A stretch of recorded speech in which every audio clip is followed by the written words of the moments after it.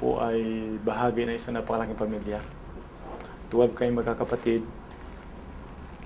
At yung aking magulang ay isa lamang ordinaryong mamamayan, bilang isang magsasaka. Ako ay nakapag-abroad ng close to 3 years. Tuwing uwi ako dito sa Manila, sa Pilipinas, nauubos niyo yung pera eh.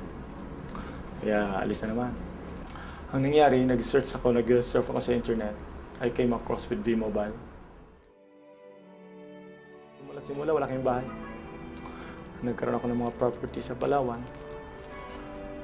Yung magulang ko nagkaroon ng lote. Unti-unting nagpatayo ng kubo. Hanggang medyo unti-unting gumanda. Sad to say naman na maraming, hindi naniniwala. Andun pa rin yung mentality sa traditional na, basta ako'y nakaka-employ, okay na. Parang gano'n. So, ang ginagawa natin is, we're trying to show to them na ito na yung buhay ko ngayon, iba na. So, awa ng Diyos, nare-realize nila yun. Yung iba naman na-inspire. Madaling mag-join, madaling kumuha ng franchise, pero napakadali rin ma-discourage.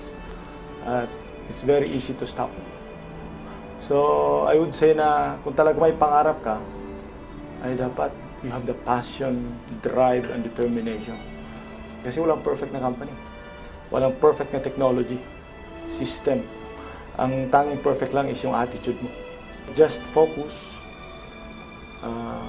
be determined, have passion sa ginagawa mo. At gawin mo siya parang pleasure lang. Yung mag-share ka ng magandang opportunity sa iba. Don't make it a pressure.